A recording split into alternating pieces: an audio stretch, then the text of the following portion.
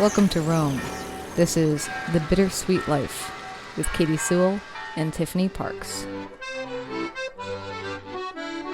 Hello, this is The Bittersweet Life. I'm Katie Sewell. I'm Tiffany Parks. Tiffany in Rome, Katie in Seattle. And remember, if you don't like those ads, you can always get ad-free episodes by visiting us at patreon.com/The Bittersweet Life Podcast for only $3 a month. No ads for you anymore. And you'll also support the show and keep us going and in the black, which we desperately love and appreciate. All right. Tiffany, I'm going to toss this conversation to you to kick us off. Yeah, so I have been going through some stuff that probably lots of other parents are going through right now, which is end of an era. For me personally, it's the end of the elementary era. And your son is officially done with elementary school. Yeah, yesterday, as we're taping this, yesterday was his last day of elementary school. And yeah, it's brought up a lot of emotions. And for him and for me, Dad doesn't seem to care. Dads don't ever seem to care about this kind of stuff. Just not sentimental in the same way. But yeah, and so I was just thinking about, we've touched a little bit about it on this show, but I don't think we've ever done a whole episode on sort of the feelings that come up around ends and beginnings and new beginnings and big changes that happen that aren't necessarily like I'm moving abroad or I'm starting a big project, but just, the changes that just come with life that everyone does and how they make us feel, Yeah, I like it. I like it. I was just thinking about this, I guess in a more abstract way the other day, but it was sort of more like how we as human beings create events to like mark time. It's not just like kids graduate from high school. They graduate with ceremony, they graduate with all this stuff happening around it. Or I was even thinking about it like from the adult perspective on the prom the other day for some reason. And I was thinking it is kind of odd in a way that like all of these adults do all this hard work to give these teenage kids what they consider their biggest event in their lifetimes up to that point, the prom, when really, like, objectively, the prom, when you look back on it, is like, yeah, I went to the prom. It's just a kind of a non-event once you're an adult. But I do think it's sort of interesting how much effort adults put into creating these special moments for oh my God, kids as they go through these milestones, It has been so much, Katie. They're always end of year events, always. But this year has gone beyond. And it has just been one thing after another because it's the end of elementary school. And then that on top of all the other like extracurricular things that he has, it's been crazy. And yeah, we do a lot. It's the moms, right? It's the dads do very little comparatively. But man, we do a lot for them. And I think that they will look back one day and I hope appreciate some of that. It's hard for little kids to appreciate stuff like that when they're little. Tell me some of the emotions that have been coming up for you.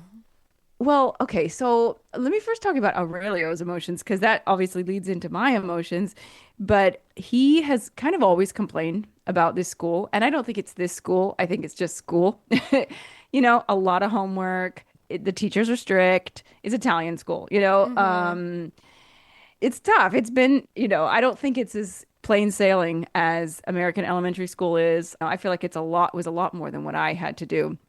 And, the teachers are they're tough cookies. I mean, they're also sweet and wonderful, but they're tough in the moment in the classroom. And so he, from first grade has really complained about school. And when he was in first and second grade, it's like, it's a prison. It's a prison and the food is like prison food. He's always looks forward to summer vacation. I mean, as all kids do. And he gets the Sunday scaries where he's like, oh no, I have to go tomorrow. I have to go to school tomorrow. The weekend's over. And so I think it surprised him that he felt sad that it was going to be over. I just would catch him in moments and being like, like he would just kind of sigh pensively, like in the last few days leading up to the end of the school year. He's just like, I can't believe it. I can't believe it. I'm like, are you happy? Are you sad? He's like, both. And I think that those more complex emotions, they don't come up as much when you're really little. I just remember we were in the car and he was I think it was the last day of school. I think we were on our way to school and he's like, this is the last time you're going to drive me to school. He's starting to do stuff like the way I think, which I don't Yeah. know if he's picked it up from me or if it's in his blood. I don't know. But he's like, this is the last time we're going to drive to this school. And because I mean, I do things like I take his first day of school picture and his last day of school picture. Mm-hmm. And I mean, I know a lot of American parents do that, but like nobody's doing that in Italy. I can guarantee you, hardly anyone. Mm-hmm. And like I sent you the picture of he and his little friend on their first day of first grade, and I took the same exact picture. Like I made them stand in the same exact way at the last day of fifth grade. So, he knows that I'm feeling a lot of this. And so he just said, it's the last time. And I said, honey, I was trying to be like the wise parent. Will you try? That's the thing that this is bringing up for me. It's like like nobody prepares you for these kinds of conversations. Now, it wasn't Mm-hmm. like a terrible, extreme, bad conversation. And he hasn't gone through anything traumatic. So, of course, it's not that bad. But, I just kind of said, in life, there are lots of endings and lots of beginnings. You have to be prepared. That's just life. And he's like, yeah, I know. I know. And I'm like Do you thinking to though? myself, yeah. Yeah. Well, I was thinking to myself, I'm like, have you worked through this yourself, Tiffany? Because like like you're trying to act like you're so mature about these situations. When the truth is like I'm more of a wreck than he is. Yeah, yeah. I guess endings aren't always hard depending on how you feel about what's coming to an end, but endings can be really challenging. That empty space between what's the end of something and what's the beginning of the next thing, you know? Hmm. And I think that a lot of it is, it's the people. And he said a couple times, I'm never going to see my friends again. And I'm like, oh, come on, we'll make it happen, your birthday or whatever. Luckily, his best friend is going to the same middle school as him, which is a very, very good thing. So we'll have at least one friend who stays on. But, and I was like, well, are you going to miss the teachers? And he always complains about the teachers. I hate Meister this, I hate Meister that, I'm like, don't hate. You don't have to hate them. Yeah. You could just not Um, prefer them, yeah. yeah, and he's like, I might miss them a little bit. I'm like, sometimes, especially Claudia will scare him. It'll be like, you have no idea, kid, what's coming around the corner. Like, you have no idea. You think that your middle school teachers are going to be as sweet as these elementary school teachers? I promise you, they're not. Yeah. Yeah. Elementary school's already rough in Italy, like I said, but middle school and high school, boy, it's really, really rough. They don't give out the good grades. It's almost like they want to fail you. Not fail you, but like find an excuse to give a kid like a kind of lower grade. They're looking for the flaw rather than, looking for something to praise. It's Yeah. just they're kind of famously like that over here. And his teachers are wonderful. They really are. I keep telling him like you don't even know how lucky you have it. And in fact, on Friday night, which was his last day of school, they did a play at school and it was all about, going to like a journey, like going to the next place and being afraid, but if you don't go there, you're not going to grow. And it was kind of all Mm. of these same thoughts that are coming up. And afterwards, his main teacher, who in Italy, see, this is, I think, something really, really wonderful, is that the teacher follows the students from first grade to fifth grade. So Mm-hmm. when you study to become an elementary school teacher in Italy, you have to be able to teach every grade first through fifth. Mm. I was a little nervous about that at first, but I think it's actually so great because there's a continuity of teaching method. There's a continuity of the curriculum. Like they plan every year, they know exactly what they have to do the next year. So they're making sure they hit everything they have to hit the year before. And most importantly, like the teachers really get to know the kids. I mean, Mm. they really know those kids. They also bond with them. I mean, the teacher was struggling to hold back the tears. Uh-huh. And Well, I I'm mean, kind I of struggling right imagine now. I imagine because for her, I'm guessing, and I know Aurelio's very sentimental, and I know that when he says, I'm going to miss these people, like the teachers, he's going to miss them, but you know what? He's a kid. So he's going to like Hmm. move on. It's going to be summer. It's going to be exciting. Starting middle school will be exciting. I doubt that he's going to be like missing these teachers as much as like this teacher who now has to begin again with an entirely new group. And if Yes, she I really liked know. this group, that's a big loss for her that she'll probably reflect on longer, depending on which kids she gets next. Exactly, exactly. And I remember at the beginning of first grade, during one of the meetings, parent-teacher meetings, she was kind of talking about the class that had just left. And she, in so many words, told us, all the parents, that our class was a very challenging class, Mm. that it was a very exuberant, that was the word she used, very exuberant class and a very difficult class. And we had a couple of kids who were too young to be starting first grade, in my personal opinion. But for whatever reason, because it's a private school and their parents insisted, they got in early.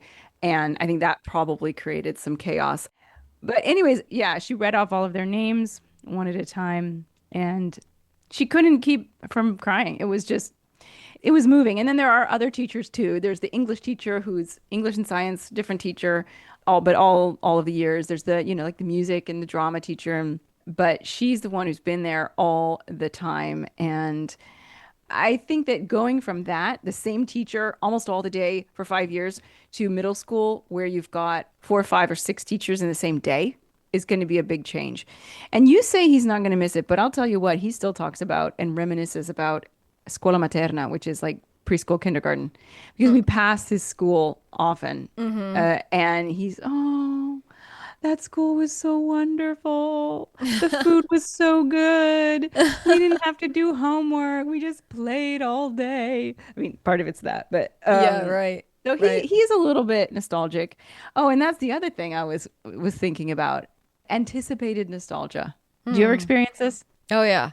Like where you know that one day I will be nostalgic about this. Yeah, and like you almost experience it already, like in advance. Like you're Hmm. already thinking, "Oh my gosh, I'm gonna Yeah. miss this place so You much." know, it's funny there when I was working at the radio station every single day, I would spend 2 hours every morning doing this live show with this same board operator, right?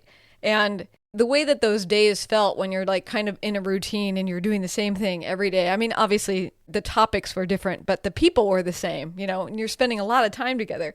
And I remember that board op turning around and saying to me one day, do you ever think about how one day we just won't be doing this anymore? This period of time will be over. And he goes, and I know it feels like right now it'll never be over, but one day it's going to be over. And I said, I actually do think about that sometimes. That's probably why you and I get along so well, you know?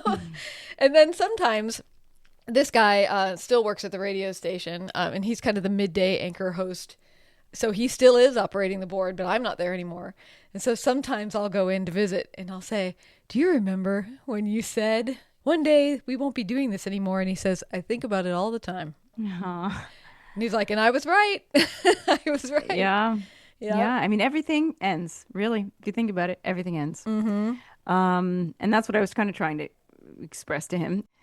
That it's the fact of life and we have to deal.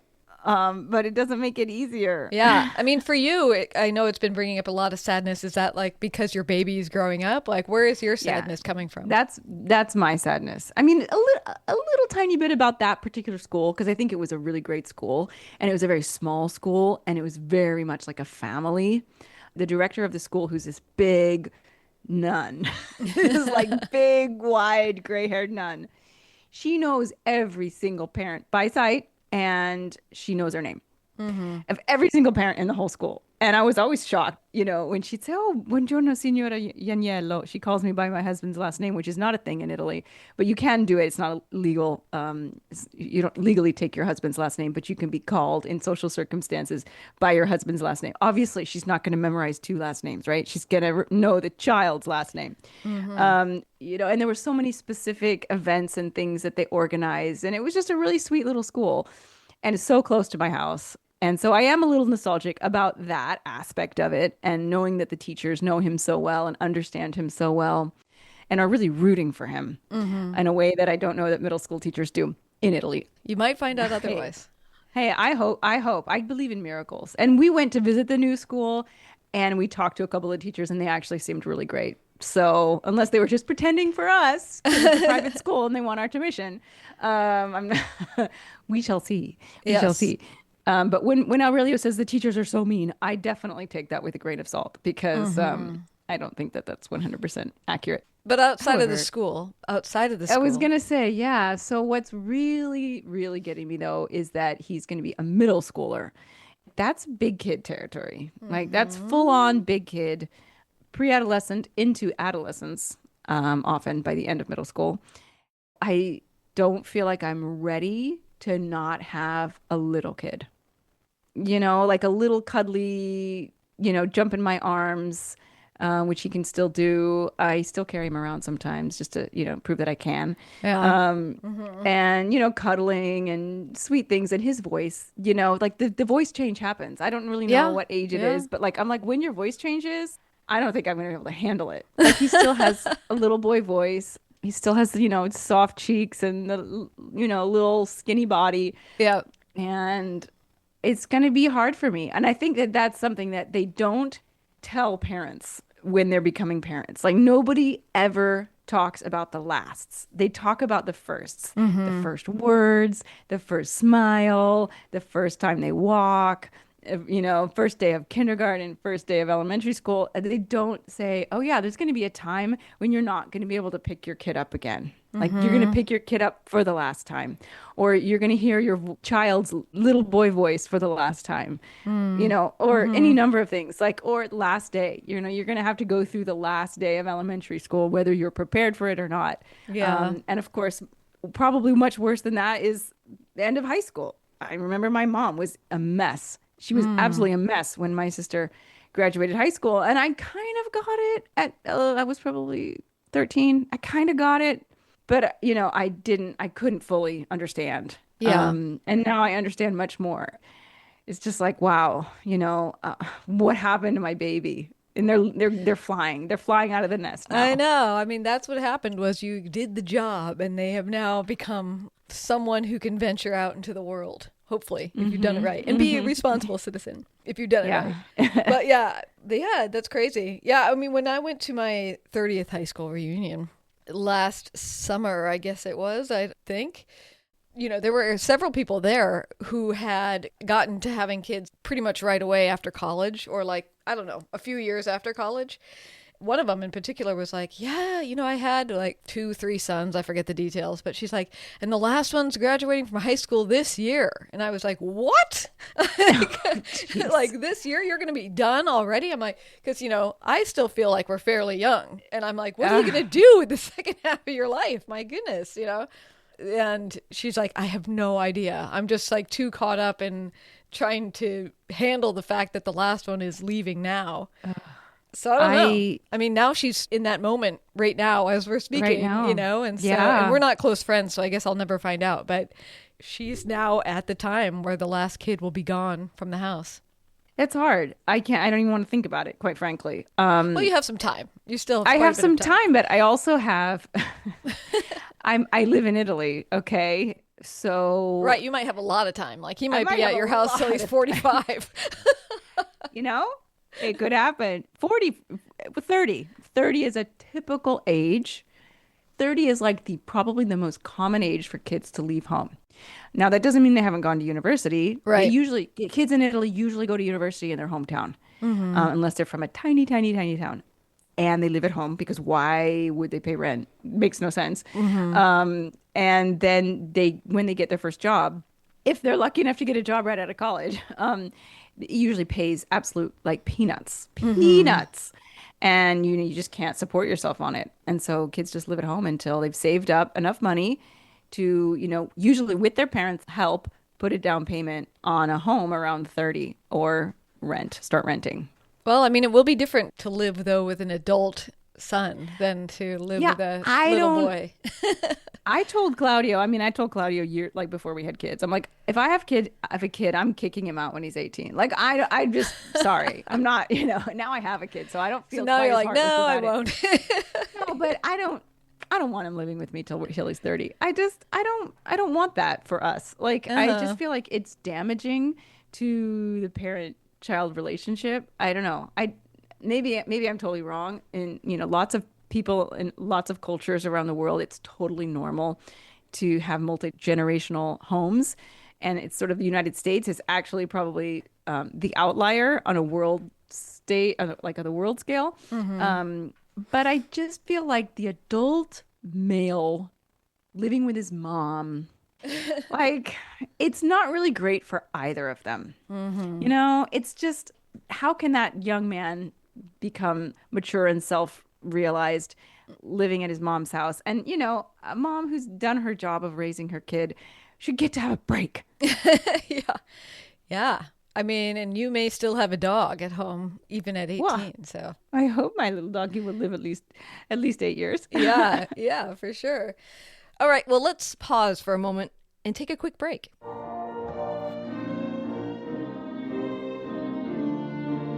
Want to spend a week in Rome with Katie and me at a time of year the city is less crowded, less hot, but just as wonderful as you imagine it? Now's your chance. The first week of November, this year, 2026, we are taking an intimate group of listeners to Rome for a week of beauty, discovery, and pleasure. After our 13 plus years hosting this podcast, which at least partially is about Rome and based in Rome, and my 20 plus years of working as a tour guide here, it's safe to say we know this city. And Rome is a city that is worth knowing well. It has so many incredible layers of history, art, and beauty to peel back, and we want to share that knowledge with you, our listeners, and maybe even inspire new passions that you will nurture and deepen long after our trip is over.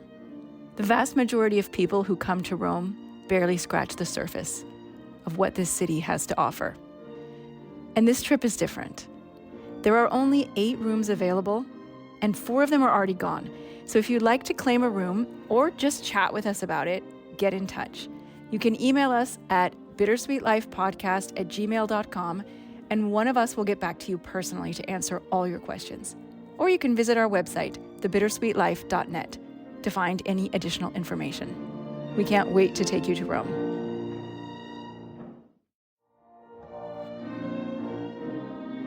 What are you doing to sort of handle this sadness, if anything? I mean, I got a puppy. You saw the end of elementary school coming and you're like, well, Yeah, I need to be able to cuddle something, something small. No, I mean, that wasn't the reason, but it helps. It's totally helping. That's And good. I do have to say the dog really has improved my mood, my general like baseline mood throughout the day. I think it's partially the dog, and I think it's partially like how many walks I'm taking. Oh, yeah. Getting out all the time. Yeah, but I don't honestly know. I think that I have to stop myself from the doom and glooming of like once he hits puberty, he's gonna hate me, because that's not necessarily true. And I've seen my nephew who did go through a few turbulent years there, but from what I could see, he was always really affectionate with his family. And I had a friend in town recently who has a 12 or 13-year-old, and I was like, is he still sweet with you? Is he still like, you know, affectionate? And she's like, oh yeah, oh yeah. Uh-huh. And so I'm like, okay, you know, we don't have to get to the point where he hates us. Like that's optional. Yeah. Yeah. I certainly hope that's true. Yeah, yeah. Wow. So one of the other things I noticed when we were at the school doing the final event on Friday night, and that was that as the teacher was reading her final speech to the kids, which was absolutely eloquent and beautiful, almost all of the girls were sobbing. They were just crying. They were so moved. They were so like, I don't know, just, you know, emotional, in touch with their emotions, expressive of their emotions. And almost all of the boys were just like stone-faced. And not that they were trying to be. Like looking at them carefully, even looking at Aurelio, it just seemed like they were not perceiving what the girls were perceiving. Like they didn't get it as much. Like they didn't, the words weren't sinking in the same way for them. It just wasn't touching them in the same way. I'm sure there were a few exceptions, but that was the vast majority. And I just thought, wow, like when you see little girls and little boys together when they're really little, with the exception of like, okay, boys tend to be more rambunctious and girls tend to be more like nurturing or whatever the stereotypes are. Like they're pretty much the same. Like they, you know, but I'm seeing a real difference between the girls and the boys as they're getting towards puberty in that way. And I'm just like, girls are so much more emotionally intelligent and just like connected to their emotions. Oh, that's so and funny. willing to express them. That's interesting. Yeah, I don't know what to make of that. That's interesting And I mean, observation. all you have to do is look at the parents, and you see the same thing. You see every mother is crying for the most part, and the dads are like joking around with each other, and they'll take a moment of reflection, but they're not going through what we're going through. They're just not. I know Claudia's not going through what I'm going through. Like, as much as he loves Aurelio every bit as much as I do, he doesn't have the same sort of sense of like, my baby's getting big, and Yeah. this momentous sense of milestone, the sense of moment. He's just not on the same level as me. Have you ever asked him if he's like looking forward to Aurelio being older? Maybe that's something he's excited about. I haven't asked him that, but I do know that like 10, which is the age Aurelio is now, is an age that he talked about a lot when he was younger. He would say, I would say, because I mean, I've been going through this since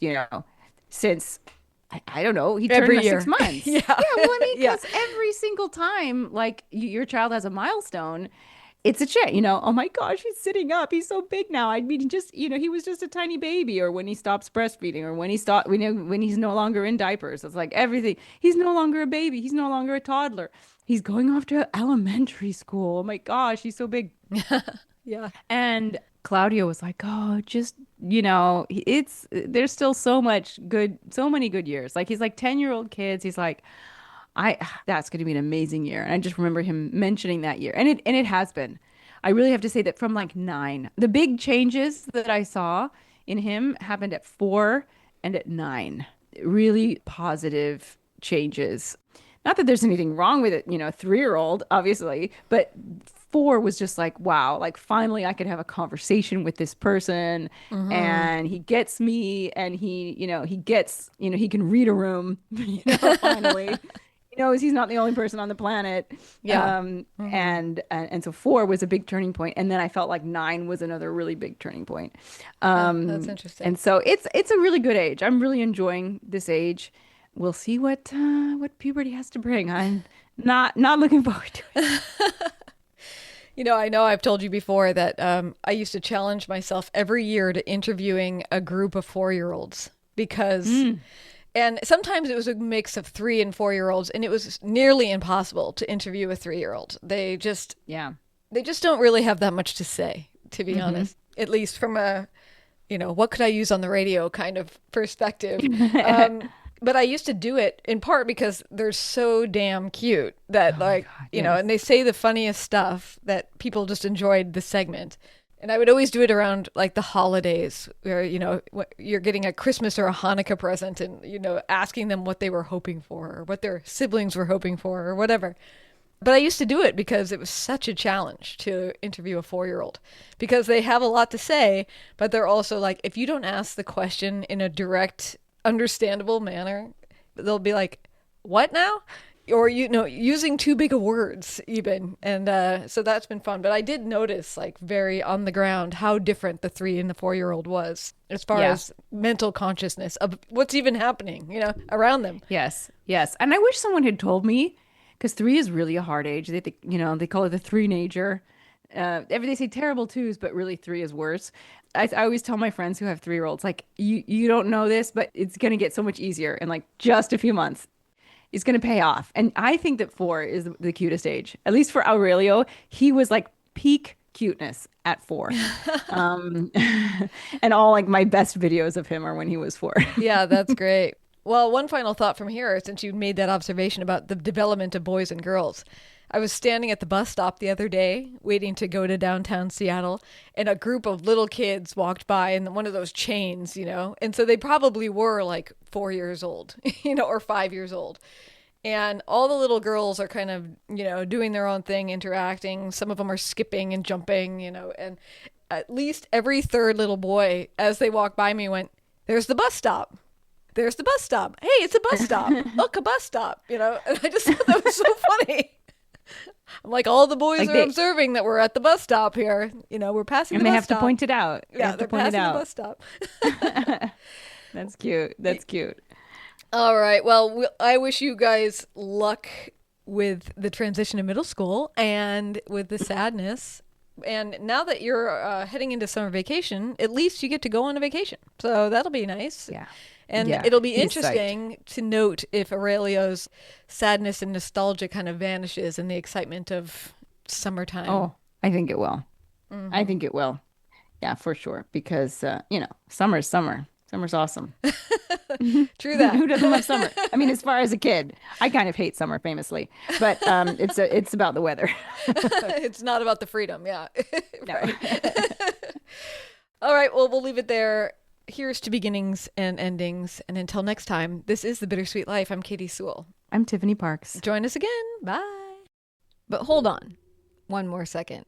Katie, coming back real quick, because we talked so much about interviewing those kids about toys. I thought maybe it would be fun to go out listening to one of those interviews I did with kids talking about toys. So I'm going to toss it to Steve Scher, the host of the show that I worked on weekday for nearly a decade. One of my favorite people in the world to work with, not to mention hang out with. And he'll introduce the segment. And I hope you enjoy listening to little kids from ages 3 to 5 tell me about what toys they want. While keeping in mind, can you hear the difference in their ages? Thanks for tuning in. We'll talk to you next week. Katie Sewell decided she wanted to know what preschool kids were thinking about toys this year. So she visited the Global Garden International Preschool in the University District, spoke to kids ages 3 to 5. Tell me what your name is. Lucas. And how old are you, Lucas? 3 3/4. So tell me, Lucas, what are you hoping to get for Christmas this year? A train. How about a Christmas train that goes around the Christmas tree? I always wanted that, but my mom is saying no.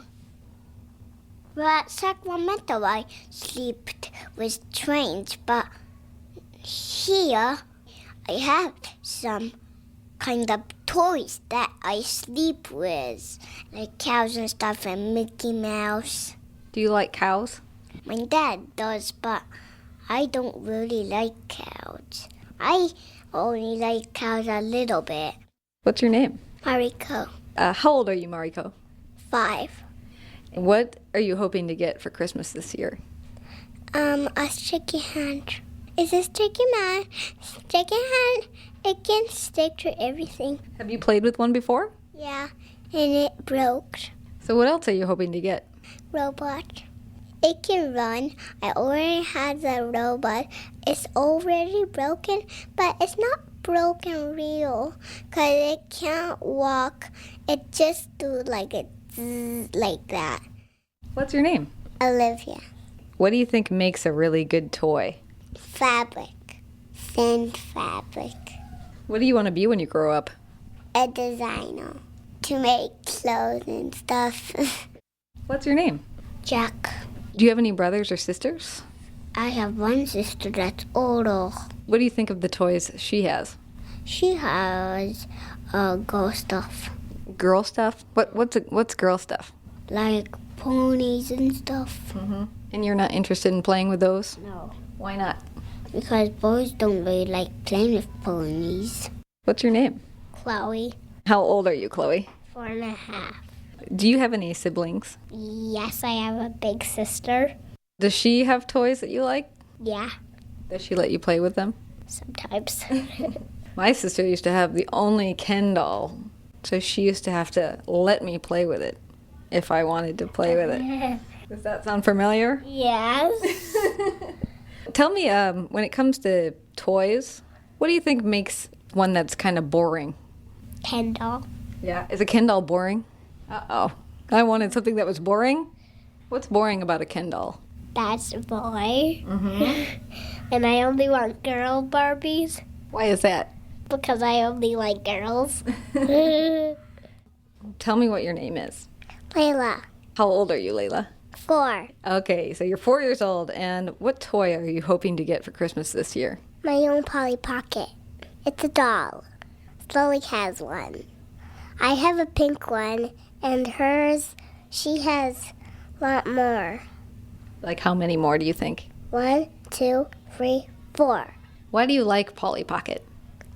Because Sully has a lot more than me. So you just want to catch up to her.